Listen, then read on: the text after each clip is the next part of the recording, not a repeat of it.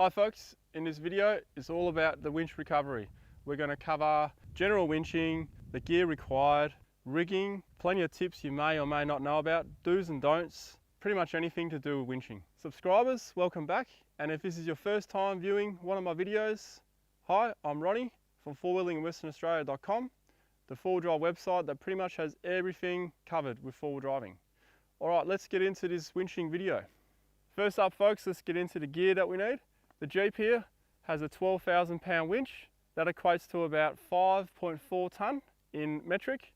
The Cruiser here has a 9,500 pound winch, so slightly smaller. That equates to about 4.3 tonne. So plenty of pulling power on both these winches, and that's the most common size winches are anywhere between that.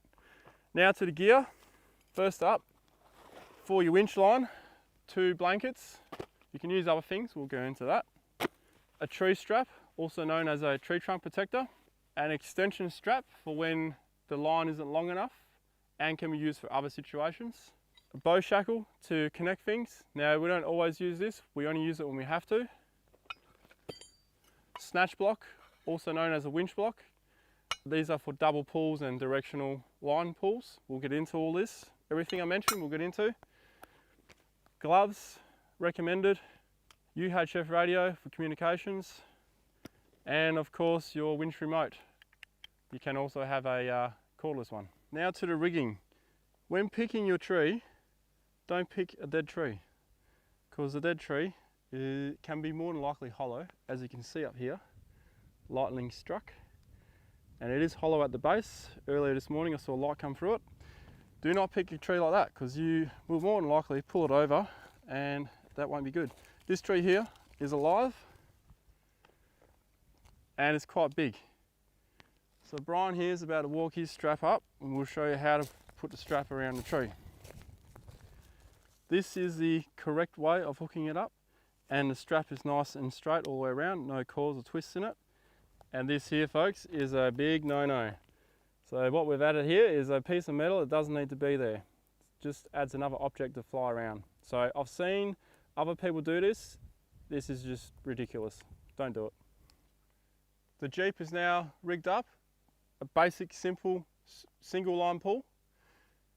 On the line, we've got 2 blankets. Now, most people only use 1 blanket, and I strongly disagree with that, but that's my opinion. I think it's safer to have one when you're winching, probably around close to the middle, but at the end where you got the connection, where the hook is, I recommend 1 to 2 meters back, because this is, if anything is going to go wrong, it'll more than likely be down this end where all the connections are. So if something was to go wrong, this blanket will catch it immediately and put downward pressure on it. If you only have one in the middle, say this is 20 meters, that hook or metal object from that end will fly for 10 meters before it hits it. By the time it's flown 10 meters and then it hits downward force, it's nearly reached the vehicle anyway. So put 2 on there. You got 2, use them. Now to a double line pull. The reason why we do a double line pull is to increase the strength of your winch. You almost double the winch strength when we do a double line pull, and I'll explain to you how that works. To do a double line pull, we'll need the snatch block, also known as a winch block. And the way this works, the rope goes in here, or the cable. You close it off like that, and then you hook this up to the tree strap you got.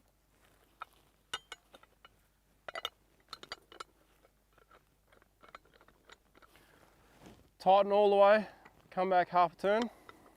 Alright, so now you take the hook down to the other end, hook it up to your vehicle.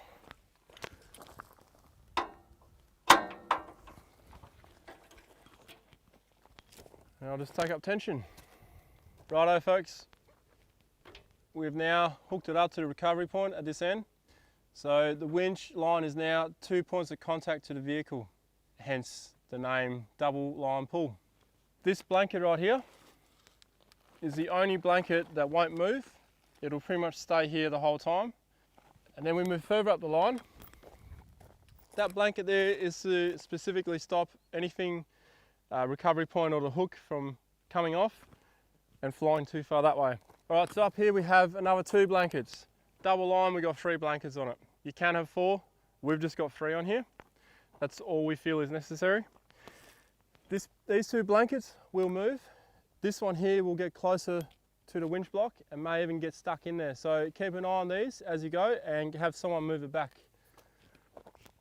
And this one here will get closer and closer to the vehicle, to the winch itself. By the time that gets there, you should be out of your trouble anyway. So why do we need to do a double line pull? Well, when you do a double line pull, you effectively almost double the strength of your winch. So the Cruiser's winch in particular is 9,500 pounds. So you double that, you get 19,000 pounds. So roughly thereabout. That's the amount of pulling power it now has. You'd use this if you are really, really stuck, if you're really deep in the mud, or if you don't want to put too much stress on your winch. The recovery will take twice as long because you've got twice as much rope out and it will go in at half speed as well. You can do a triple as well if you need to, but you're not going to have much rope after a triple line.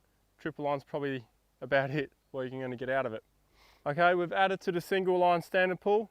We now have a extension strap onto the winch line. Now obviously it's got bugger all line out, but it just shows an example. If you don't have enough line, that's what the extension strap is for. You can also shorten the extension strap, which we will show you right now. Righto, so here is another example where you don't need to use a shackle. Okay, you want to only use these when you have to. They're great, but only use them when you have to, because these will cause a lot of damage when they fly. As you can see here, we've folded a strap in half. There's minimal tension on it, just enough to hold it up for the purpose of the video. Now, a lot of straps will have some of these on there, like a sleeve. Put the sleeve here, just to add a padding for your strap. It's just better for it. Winch blanket, because we folded it over, you can put it over both straps in one hit. So that takes this, no metal here now. The only place we have metal is right here where the hook is. Right, and here we just put the strap on. So no bow shackle used here either, or D-ring like you guys know them in America. Winch blanket this side, winch blanket this side. Anything goes here, immediate downward force. Probably just come back a little bit though. Probably 2 meters is optimum. 1 meter, it may just go straight through and won't be effective. So there you have it. That's how you shorten up your extension strap, because you just need that little bit more. So what we have here is a directional pull. Starting here from the Cruiser, we're pretending that the Jeep is stuck. So we've got the line going up, winch blanket there, winch blanket here, hooked up just like a double line pull, except for the only difference is we're not going back to the vehicle, we're going to the other vehicle. So line comes out here and comes down to the Jeep here, where we've hooked it up with a bridle. The only D-shackle or bow shackle we've used is on there where the winch block is, snatch block. All right folks, so here we have a double directional line pull. We're using 2 winch blocks. We got one on this tree here and we got one on that tree there. Where I'm standing right now is the worst possible spot to stand. This is the danger zone, basically contained by the lines. If anything goes, it's going to come in here where I am. Now, thankfully we don't have full tension on this line and we're not working with full tension things, so that's why I'm standing here. Otherwise I would not be here. So when you rig these kind of things up, be very mindful of your danger zones. Basically just get everyone the hell out of the way. Okay folks, so you're now seeing multiple ways of rigging, so now it's time for the winching tips. Tip number 1. If you don't have a winch blanket, you can use clothing and towels, a heavy tarp, another strap, your recovery kit bag. So I think by now you get the idea. You can use lots of things, car mats, etc. Number 2.